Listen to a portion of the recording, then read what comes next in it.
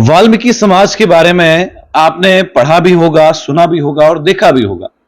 बहुत मेहनती लोग हैं, मेहनत मुशक्कत करते हैं, अपना परिवार चलाते हैं, अपने बच्चों के एजुकेशन को पूरा करते हैं, हर उस चीज को करने की कोशिश करते हैं जो एक मिडिल क्लास फैमिली के बच्चे करना चाहते हैं, जो एक अमीर खानदान के बच्चे करना चाहते हैं।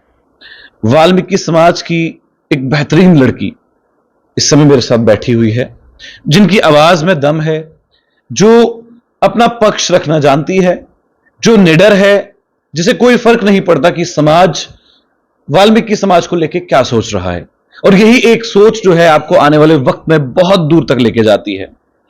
मीना जी, आपका बहुत बहुत स्वागत है हमारे इस पॉडकास्ट में। फर्स्टली मैं चाहूंगा कि मैं ये माइक सीधे ही मीना जी के ही पास दे।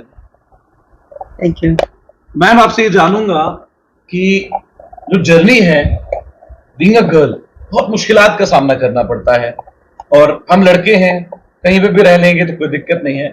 एक लड़की के लिए कितनी ज्यादा मुश्किलात का सामना जो है आज के इस दौर में आपने किया है अभी तक? देखिए, आपने वो बात कह दी कि मतलब हम इस पार्ट को नहीं लेते हैं कि लड़के लड़की में कोई फर्क है, पर जब रिस्पॉन्सिबिलिटी की बात आ जाती है तो दोनों ही इक्वली रिस्पॉन्सिबिलिटीज लेते हैं। बॉयज थोड़ा, क्योंकि फैमिली ब्रेड अर्निंग की बात को लेके, क्योंकि वो पुरानी ऑर्थोडॉक्स मेंटालिटी होती है, और लड़कियों को घर की रिस्पॉन्सिबिलिटी के साथ भी थोड़ा अटैच किया जाता है। पर अगर उसके साथ एक लड़की कुछ अपनी फैमिली के लिए करना पड़ता है, want to be a bread earner, तो उसके पीछे बहुत मेहनत लगती है उसे। क्योंकि ऐसा नहीं कि वो पढ़ रही है या आगे बढ़ना चाहती है तो उसको उसकी वो घर वाली रिस्पॉन्सिबिलिटी से थोड़ी रिलीज कर दिया जाता है। क्योंकि ये सब चीजें करते हुए मैं आगे आई हूँ, and it is just because of my mother, my family, ठीक है, and the people of the my Valmiki community, my samaj, all the brothers and sisters or elderly people who has always given me a push। तो उन्होंने हमेशा कहा कि नहीं, आप बढ़ते रहो, हम आपके साथ हैं। तो शुरुआत करती हूँ अपनी फैमिली से कि मैं जब मतलब मेरी मम्मा सफाई कर्मचारी का ही काम करती थी जम्मू म्युनिसिपल कॉर्पोरेशन में। और सिर्फ मेरी मम्मा ही नहीं, मेरे जो एंसेस्टर्स, हमारे जो परदादा दादा और मतलब हमारे साथ जो जितने भी लोग 1957 में, वो 272 फैमिलियां जो मेरे पूर्वज, जिनसे मेरा जुड़ाव है, जिनकी मैं एक जनरेशन, पहली जनरेशन हूं जो पढ़ी लिखी हूं, जब उनको पंजाब के अलग अलग डिस्ट्रिक्टों से लाया गया। हम अमृतसर से आए थे, तो ऐसे ही कुछ भाई बहन, कुछ हमारे पूर्वज गुरदासपुर से लाए गए। तो कुल मिला के इन डिस्ट्रिक्टों से 272 फैमिलियों को 1957 में उस वक्त की मौजूदा सरकार ने यहाँ सफाई के काम के लिए लाया, कह करके कि आपको सफाई की आपको नौकरी दी जाएगी। वो किस तरह की नौकरी थी वो तो पता नहीं था, पर यह था कि नौकरी मिलेगी। हम पंजाब के उस वक्त नागरिक थे, क्योंकि बात जब 370 और 35A को लेकर के मैं आज यहाँ बात करने के लिए हूँ, तो हम तब वहां पे नागरिक थे। तो क्योंकि हमें वहां यहाँ पे बुरी हालात थी, यहाँ का जो मौजूदा सफाई कर्मचारी था वो एक इनडेफिनेट स्ट्राइक पे चला गया था, ठीक है। तो वो उन इनडेफिनेट स्ट्राइक के दौरान जम्मू कश्मीर की इतनी खस्ता हालत थी कि जगह जगह गंदगी के ढेर थे, और बहुत सारी बीमारियों, प्लेग जैसी बीमारियों के चांसेस बढ़ते ही चले जा रहे थे। तो मैं इस बात को नकारती नहीं हूं कि मेरा समाज सफाई का काम करता है। शायद वो घर से शुरू होती है और हमारा हर इंसान सफाई का काम करता है, ठीक है। तो इसमें मैं कोई शर्म महसूस नहीं करती, रादर मैं हमेशा बोलती हूँ कि मैं गर्वान्वित महसूस करती हूँ कि मैं सफाई कर्मचारी समाज से हूँ, वाल्मीकि समाज से हूँ, जो मेहनत करता है, मुशक्कत करता है और ये उम्मीदें करता है कि उसका बच्चा आगे पढ़े लिखे और बढ़े। तो बात कर रही थी मैं कि उस वक्त 1957 में जो 272 फैमिलियों को लाया गया, तब की मौजूदा सरकारों ने उनसे वादे किए कि हम आपको एक नौकरी देंगे, आपको रहने के लिए घर मकान दिया जाएगा और आपके शायद बच्चों का भविष्य सुनहरा होगा, ठीक है।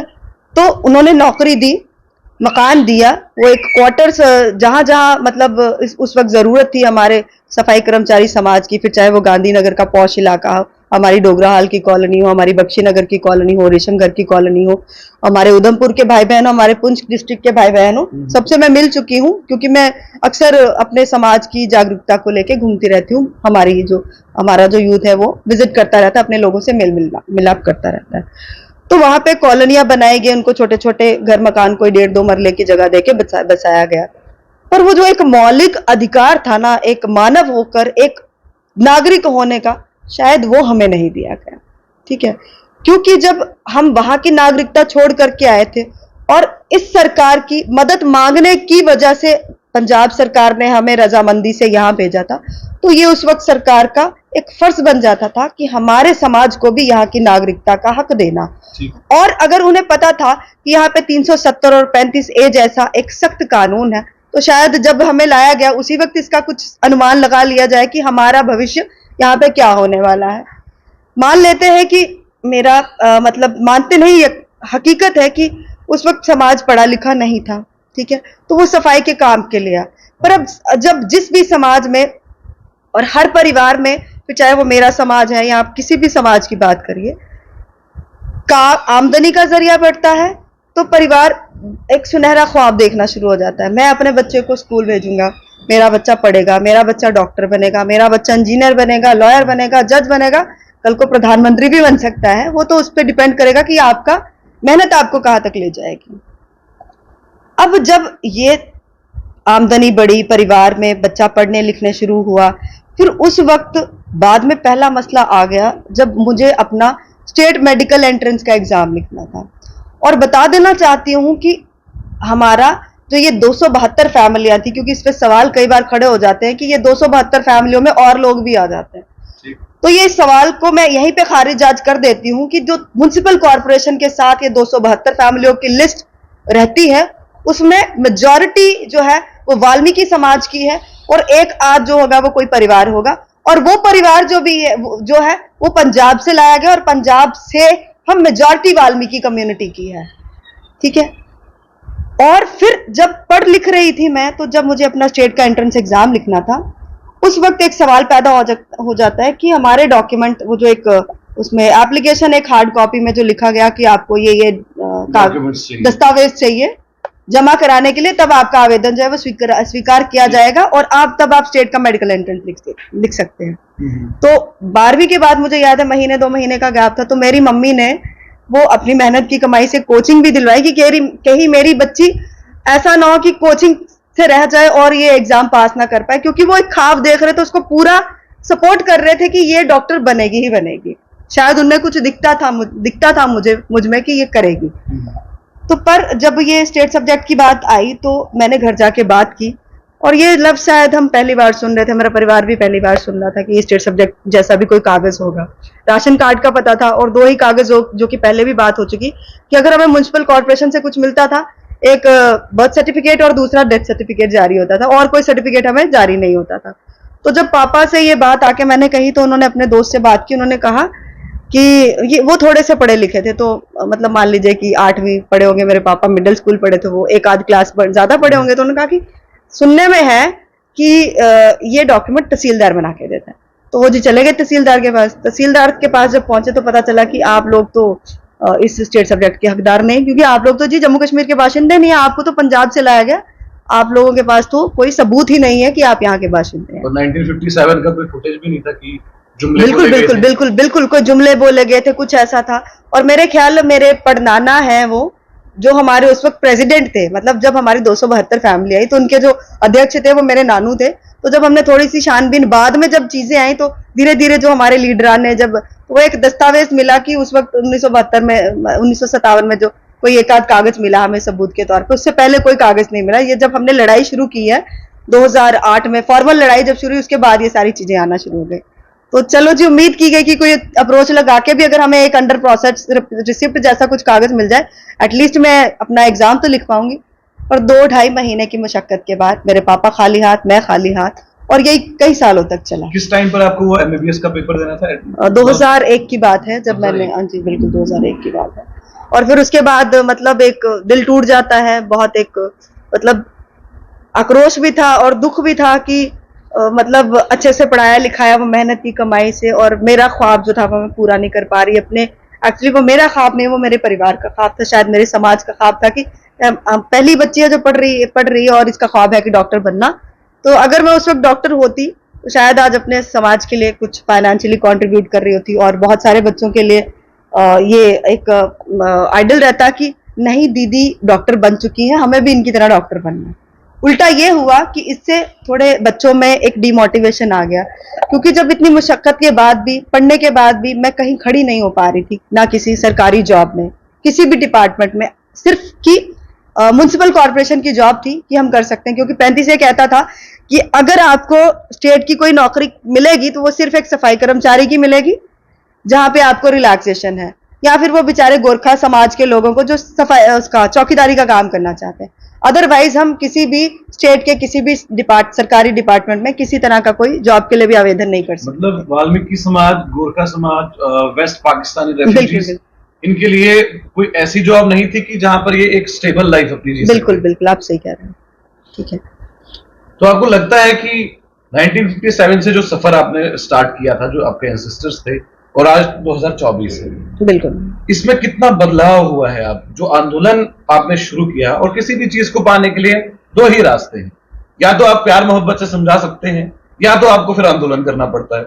और हमारे हिंदुस्तान में मुझे लगता है आंदोलन ज्यादा महत्वपूर्ण चीज है as compare to giving love to someone. तो अब आपको क्या लगता है कि जो 1957 से लेकर और 2001 में जो आपका एक ख्वाब टूटा है, उस ख्वाब ने आपको कितना मोल्ड किया, और उस ख्वाब ने आपको कहां से कहां पहुंचाया? क्या कोई डिफरेंशिएशन है आज? बहुत बड़ा डिफरेंस है। मुझे याद है जब मैं 12वीं में पढ़ती थी, मैं बहुत ही शाय और रिजर्व किस्म की बच्ची थी। इतनी बात नहीं करना और अपने परिवार तक ही सीमित रहना, या दोस्तों तक कुछ गिने चुने, या फैमिली मेंबर तक। पर वो हक की लड़ाई के दौरान इतनी निडरता और मतलब ऐसी चीजें हुई कि कोई बोल नहीं रहा है, इसके लिए लड़ना पड़ेगा। यहाँ तक कि हमारे जो लीडर भी थे वो भी इतना पढ़ा लिखा नहीं थे, यहाँ इतनी सोच समझ नहीं थी। तो उस वक्त के जो मौजूदा सरकारों के नुमाइंदों से ये मिलते थे तो वो भी ये कहते थे कि हम लोग 370 का कुछ नहीं कर सकते, हम जब भी बात करते तो हमारी सरकारें हमें 370 के बारे में, वाल्मीकि समाज के बारे में बात नहीं करने देती। तो आप बताएं कि हम क्या उम्मीदें कर सकते थे। और क्योंकि क्रांति ऐसी नहीं आती, जैसे आपने कहा कि आंदोलन हमने प्यार से बहुत कुछ करके किया। मुझे याद है कि 2008 में जब हमने वाल्मीकि महापंचायत के बैनर के तले एक पूरे वाल्मीकि समाज ने एक आंदोलन किया था अपने हक की लड़ाई का, कि सिर्फ मैं ही सफर नहीं कर रही हूँ, इससे मेरे साथ खड़े बहुत से बच्चे सफर किए, और आगे आके हमें ये दुख ना झेलना पड़े, तो हमने एक लड़ाई लड़ने का फैसला किया। तो हमारा यूथ उस वक्त जितना भी जागरूक था, जो इस बात को मानता था, और हमारे लीडर जो इस बात को मतलब समझते थे, ठीक है, सब ने मिलकर फिर चाहे एक आंदोलन किया 2008 में। तब के मौजूदा जो हमारे सीएम थे वो कांग्रेस से ही थे, गुलाम नबी आजाद जी, ठीक है। तो हमने उनको एक मेमोरेंडम दिया, लगभग 30-45 पेजों का वो मेमोरेंडम था। उसकी कॉपी आज भी मेरे साथ और हमारे लीडर्स के साथ भी मौजूद है, ठीक है। तो वो हमने उनको सबमिट किया कि आप, हमारी डिमांड ये है कि आप प्लीज हमारे वाल्मीकि समाज के लिए कुछ करिए। आप या तो 370 में कुछ संशोधन कीजिए, या तो हमें उससे रिलैक्स कीजिए। तो चलो जी, उम्मीद की गई कि कोई अप्रोच लगा के भी अगर हमें एक अंडर प्रोसेस रिसिप्ट जैसा कुछ कागज मिल जाए, एटलीस्ट मैं अपना एग्जाम तो लिख पाऊंगी। और 2-2.5 महीने की मशक्कत के बाद मेरे पापा खाली हाथ, मैं खाली हाथ, और यही कई सालों तक चला। किस टाइम पर आपको वो एमबीबीएस का पेपर देना था? 2001 की बात है जब मैंने, हाँ जी बिल्कुल 2001 की बात है। और फिर उसके बाद मतलब एक दिल टूट जाता है, बहुत एक मतलब आक्रोश भी था और दुख भी था कि मतलब अच्छे से पढ़ाया लिखाया, वो मेहनत की कमाई से, और मेरा ख्वाब जो था वो मैं पूरा नहीं कर पा रही अपने। एक्चुअली वो मेरा ख्वाब नहीं, वो मेरे परिवार का ख्वाब था, शायद मेरे समाज का ख्वाब था कि पहली बच्ची है जो पढ़ रही है और इसका ख्वाब है कि डॉक्टर बनना। तो अगर मैं उस वक्त डॉक्टर होती तो शायद आज अपने समाज के लिए कुछ फाइनेंशियली कंट्रीब्यूट कर रही होती, और बहुत सारे बच्चों के लिए ये एक आइडल रहता कि नहीं दीदी डॉक्टर बन चुकी है, हमें भी इनकी तरह डॉक्टर बनना है। उल्टा ये हुआ कि इससे थोड़े बच्चों में एक डिमोटिवेशन आ गया, क्योंकि जब इतनी मुशक्कत के बाद भी, पढ़ने के बाद भी मैं कहीं खड़ी नहीं हो पा रही थी, ना किसी सरकारी जॉब में, किसी भी डिपार्टमेंट में, सिर्फ कि म्युनिसिपल कॉर्पोरेशन की जॉब थी कि हम कर सकते हैं। क्योंकि 35 ये कहता था कि अगर आपको स्टेट की कोई नौकरी मिलेगी तो वो सिर्फ एक सफाई कर्मचारी की मिलेगी, जहां पे आपको रिलैक्सेशन है, या फिर वो बेचारे गोरखा समाज के लोगों को जो सफाई उसका चौकीदारी का काम करना चाहते हैं। अदरवाइज हम किसी भी स्टेट के किसी भी सरकारी डिपार्टमेंट में किसी तरह का कोई जॉब के लिए भी आवेदन नहीं कर सकते। मतलब वाल्मीकि समाज, गोरखा समाज, वेस्ट पाकिस्तानी रेफ्यूजीज, इनके लिए कोई ऐसी जॉब नहीं थी कि जहां पर ये एक स्टेबल लाइफ अपनी जी बिल्कुल बिल्कुल, आप सही कह रहे हैं। ठीक है। तो आपको लगता है कि 1957 से जो सफर आपने स्टार्ट किया था, जो आपके एंसेस्टर्स थे, और आज 2024 है, बिल्कुल इसमें कितना बदलाव हुआ है? आप जो आंदोलन आपने शुरू किया, और किसी भी चीज को पाने के लिए दो ही रास्ते हैं, या तो आप प्यार मोहब्बत से समझा सकते हैं, या तो आपको फिर आंदोलन करना पड़ता है। और हमारे हिंदुस्तान में मुझे लगता है आंदोलन ज्यादा महत्वपूर्ण चीज है as compare to giving love to someone.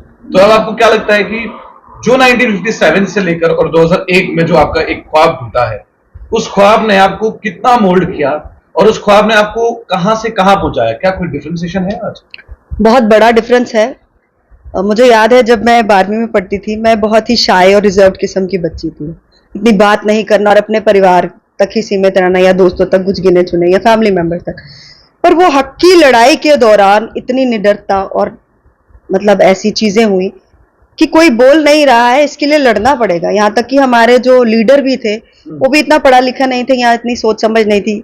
तो उस वक्त के जो मौजूदा सरकारों के नुमाइंदों से ये मिलते थे, तो वो भी ये कहते थे कि हम लोग 370 का कुछ नहीं कर सकते। हम जब भी बात करते तो हमारी सरकारें हमें 370 के बारे में, वाल्मीकि समाज के बारे में बात नहीं करने देती। तो आप बताएं कि हम क्या उम्मीदें कर सकते थे। और क्योंकि क्रांति ऐसी नहीं आती, जैसे आपने कहा कि आंदोलन, हमने प्यार से बहुत कुछ करके किया। मुझे याद है कि 2008 में जब हमने वाल्मीकि महापंचायत के बैनर के तले एक पूरे वाल्मीकि समाज ने एक आंदोलन किया था अपने हक की लड़ाई का, कि सिर्फ मैं ही सफर नहीं कर रही हूँ, इससे मेरे साथ खड़े बहुत से बच्चे सफर किए, और आगे आके हमें ये दुख ना झेलना पड़े, तो हमने एक लड़ाई लड़ने का फैसला किया। तो हमारा यूथ उस वक्त जितना भी जागरूक था, जो इस बात को मानता था, और हमारे लीडर जो इस बात को मतलब समझते थे, ठीक है, सब ने मिलकर फिर चाहे एक आंदोलन किया 2008 में। तब के मौजूदा जो हमारे सीएम थे वो कांग्रेस से ही थे, गुलाम नबी आजाद जी, ठीक है।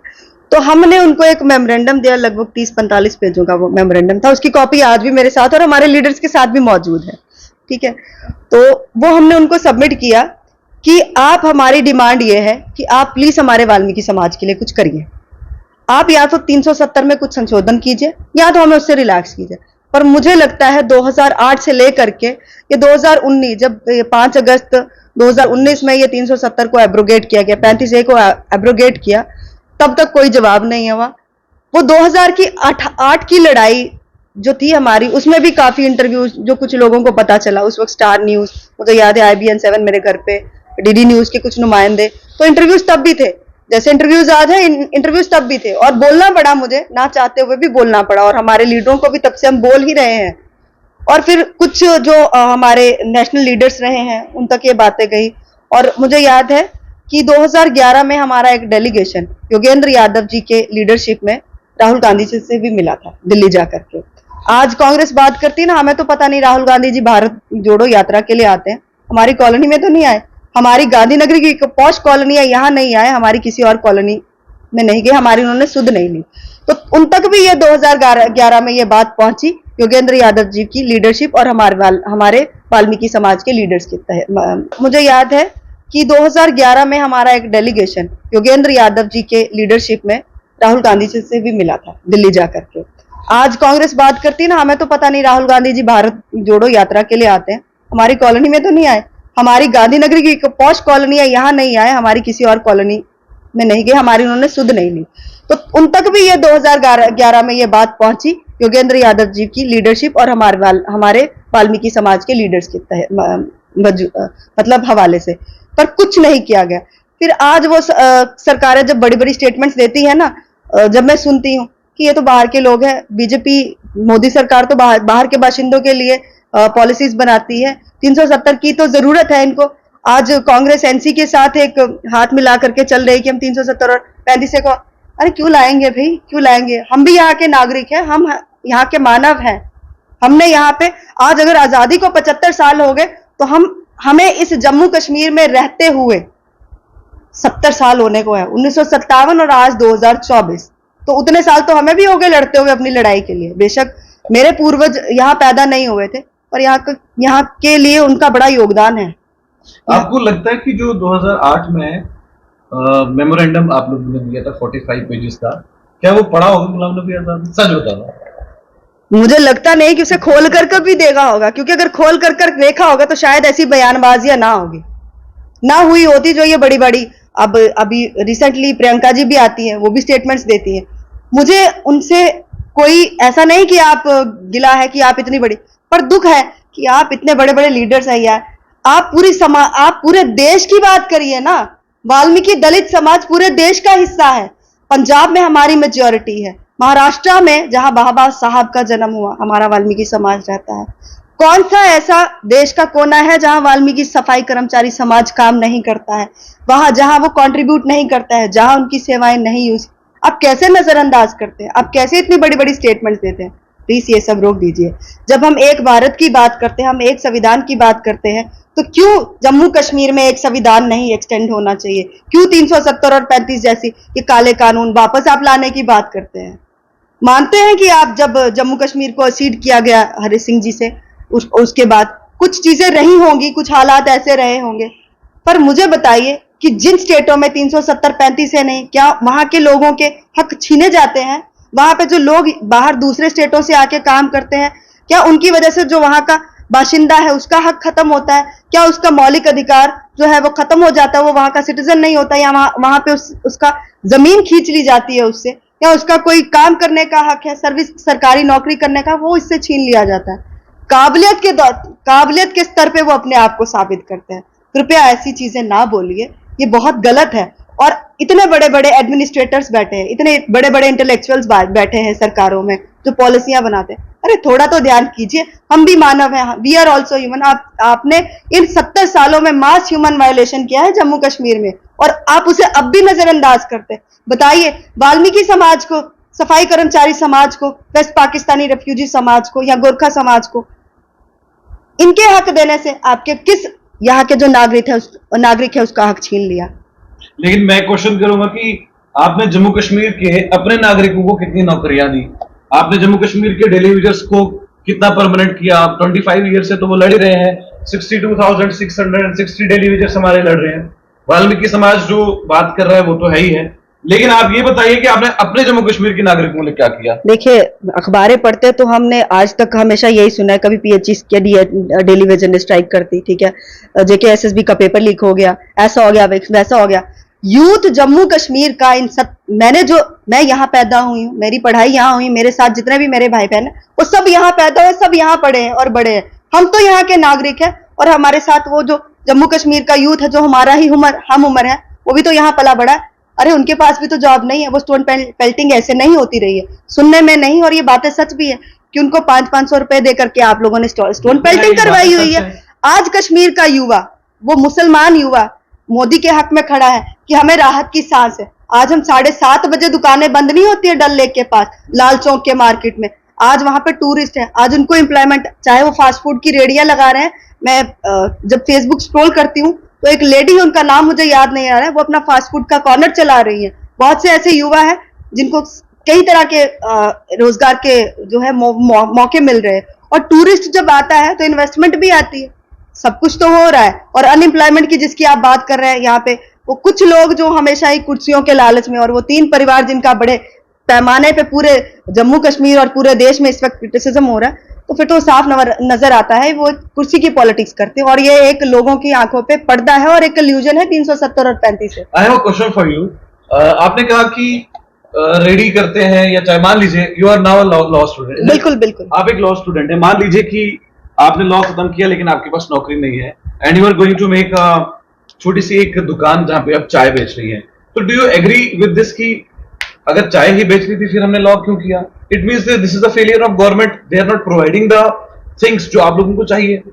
हमारा पीएचडी करके अगर बच्चा फास्ट फूड में मोमोज बेचेगा तो फिर उसको मोमोज बेचने चाहिए, तो उसको वो पीएचडी नहीं करना चाहिए था। तो ये फेलियर जम्मू कश्मीर की गवर्नमेंट का आपको लगता है कि नहीं? बिल्कुल लगता है। देखिए, मैंने पहले ही कहा कि जो एडमिनिस्ट्रेटर्स होते हैं, पॉलिसी मेकर्स होते हैं, गवर्नमेंट्स की इंस्ट्रक्शंस पे वो पॉलिसियां बनाते हैं। सर्वेज हम इतने करते हैं ना, अगर हम हिंदुस्तान में रहते हैं तो पहले हम हिंदुस्तानी हैं, फिर उसके बाद सारी रिलीजन आ जाती है।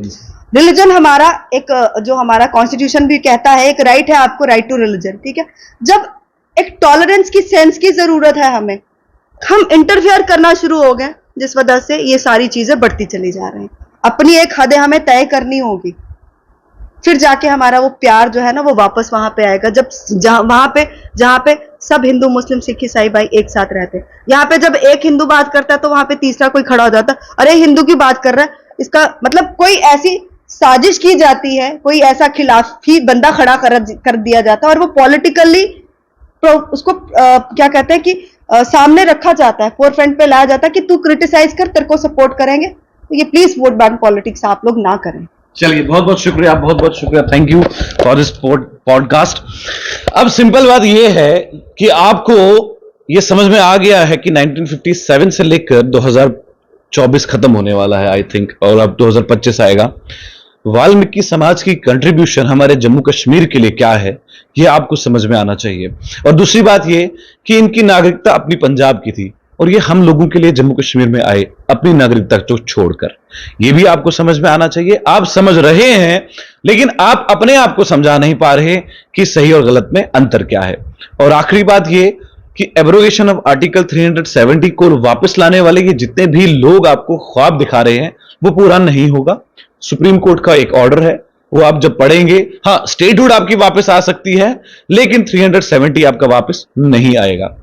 एट द एंड मोमेंट में यह है कि जब आपके घरों में गंदगी होती है और फिर आप म्युनिसिपल कॉर्पोरेशन को कहते हो कि आप डस्टबिन नहीं उठाते, आप रास्ता साफ नहीं करते, लेकिन आप ये नहीं समझ पाते हैं कि गंदगी डालने वाले भी तो आप ही थे, उसमें म्युनिसिपल कॉर्पोरेशन कहां से आएगा। अगर म्युनिसिपल कॉर्पोरेशन एक डस्टबिन लगाता है और उन्हें पता होता है कि इस डस्टबिन को हमने 3 या 4 दिन के बाद उठाना है, खाली करना है, तो बजाय इस चीज के कि आप वो गंदगी अपनी नालियों में फेंके या सड़क में फेंके, तो आप म्युनिसिपल कॉर्पोरेशन के साथ हाथ से हाथ मिला के चलते रहे, आप उसी डस्टबिन में वो गंदगी फेंके जो उन्होंने लगाया है। और वाल्मीकि समाज को अपना काम मत समझाइए, और जो हकारत की नजरों से आप इनको देखते हैं वो बंद कर दीजिए। They are the citizen of Jammu and Kashmir. ये लड़की जो है ये लॉ स्टूडेंट है, डॉक्टर बनना चाहती थी, लेकिन सपने जरूरी नहीं है कि वो चीज पूरी हो जो हम देखते हैं, बट स्टिल आज भी इनकी बातों में वो दम लगता है कि ये आने वाले वक्त में अपने समाज क्या हर किसी की खातिर जम्मू कश्मीर में कुछ न कुछ जरूर करेगी। नए पॉडकास्ट के साथ हम जरूर वापस आएंगे। दे दीजिए इजाजत कैमरामैन ऋषि के साथ, आकिब आफ्ताब, जम्मू से।